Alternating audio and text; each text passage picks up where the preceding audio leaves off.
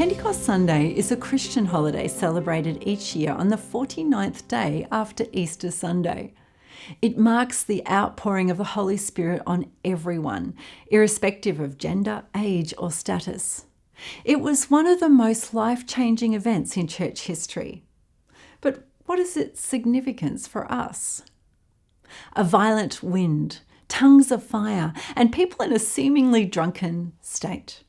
Pentecost turned a hapless group of disheartened Jews into a force to be reckoned with. Amongst it all, the Apostle Peter stood up before the crowd and highlighted the significance of the occasion. This is what was spoken by the prophet Joel. In the last days, God says, I will pour out my spirit on all people. Your sons and daughters will prophesy. Your young men will see visions. Your old men will dream dreams. What was Peter saying? In the 2,000 years since this event, there have been several different ways to understand the significance of his words. For some, Pentecost Sunday means that when the Spirit is poured out on someone, they'll be able to speak in a new spiritual language. This may include a language they've never learnt before, or a heavenly language that's useful for prayer.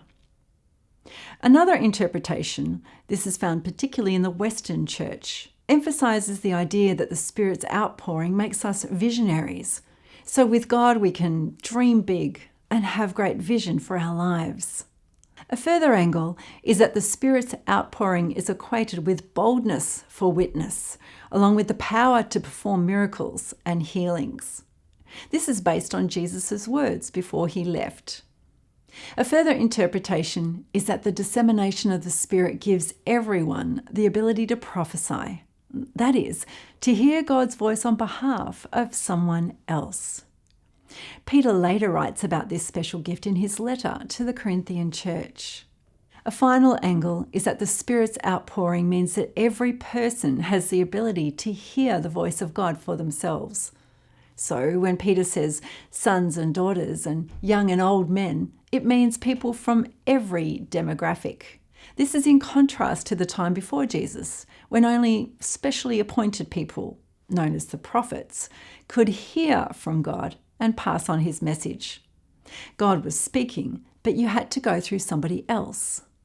Now that the Spirit was on all, we can all hear God's voice in dreams and visions, and then speak out his message and live by it, first in our own lives, or to pass it on if it's for somebody else.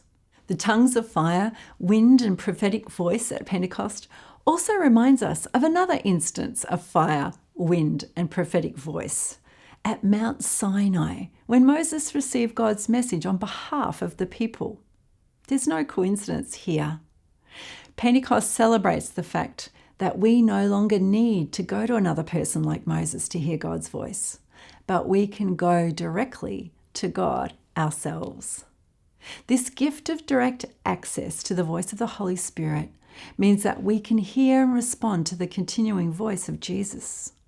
Jesus himself said that the Spirit would speak as his continuing voice to remind us of Jesus and then to speak about things to come. So hearing the Spirit today is like having the living, breathing Jesus wherever we go. It also means that we can build a direct personal relationship with God.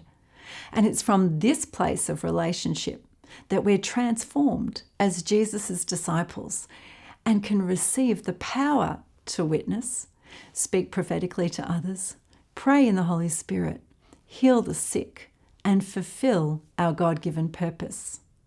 Let's not forget the significance of this special day of Pentecost. Everyone can hear the voice of God for themselves. Thanks for listening to Everyday God Conversations. We encourage you to join in the blessing of Pentecost. Come and join us on the journey of hearing the voice of God for yourself by subscribing to our email devotional plan. It's available at godconversations.com. And we'll see you next time.